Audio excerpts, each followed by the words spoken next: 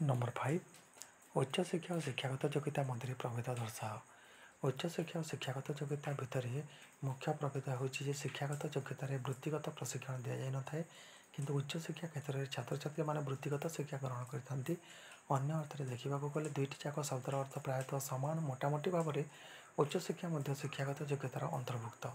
उच्च शिक्षा कौन? उच्च शिक्षा महाविद्यालय और विश्वविद्यालय स्तर में शिक्षा समाप्त कलापर जो प्रमाणपत्र मिलता है यही शिक्षानुष्ठान मानकर स्नातक स्नातकोत्तर तथ्य गवेषणात्मक क्षेत्र पर्यंत उपाधि प्रदान कर डाक्टरी और इंजीनियरिंग परिचालना भित्तिक शिक्षा आदि महाविद्यालय और विश्वविद्यालय मध्य प्रदान कर उच्च शिक्षा को मुख्यतः दुई भाव में व्यक्त कर यथा स्नातक और स्नातकोत्तर। उच्च शिक्षा क्षेत्र में स्नातक हूँ अति आवश्यक उपाधि। स्नातक उपाधि प्राप्त होगापर छात्र छात्री मैंने स्नातकोत्तर उपाधि हासिल करते केतेक विदेशी राष्ट्र में एसोसिएट ऑफ फाउंडेशन बोली केतेक उपाधि रही है जहाँकि स्नातकर पूर्ववर्ती उपाधि यही उपाधि लाभ कलापर छात्र छात्री मैंने स्नातक योग्यता हासिल करते। स्नातकोत्तर शिक्षा पाठपढ़ा सहित गवेषणा रही है। शिक्षागत योग्यता कहले जड़े छात्र छात्री तार छात्र जीवन में हासिल कर समस्त उपाधि भित्तिक प्रमाणपत्र गुड़ी बुझाई था। उच्च शिक्षा भित्तिक योग्यता अपेक्षा शिक्षागत योग्यता शब्दटी अधिकांश क्षेत्र में व्यवहृत होता है। केतेक क्षेत्र में शिक्षागत योग्यता कहले उच्च शिक्षा को ही बुझाई था। अनेक क्षेत्र में यह उभय उच्च शिक्षा और वृत्तिगत शिक्षा को उपाधि को बुझाई था।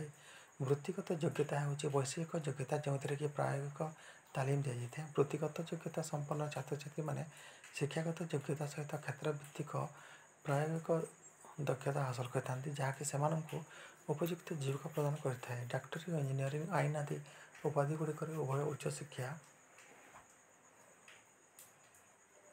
और वृत्तिगत शिक्षा रही है। एणु यही शिक्षा गुड़िक शिक्षागत योग्यता कहुए कारण एगुड़िक केवल महाविद्यालय और विश्वविद्यालय मध्य सीमित न थाए एवं ए छात्र छात्री मैंने वैषयिक प्रयोग ज्ञान हासिल करते।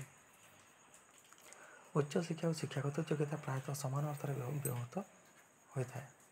उच्च शिक्षा वृत्तिगत उच्च शिक्षा क्षेत्र में साधारण शिक्षा दान पर उपाधि प्रदान कर किंतु यही पाठ्यक्रम व्यवहारिक तालीम दि जाए न था। अपर पक्ष वृत्तिगत शिक्षा विश्वविद्यालय और महाविद्यालय स्तर में प्रदान कर।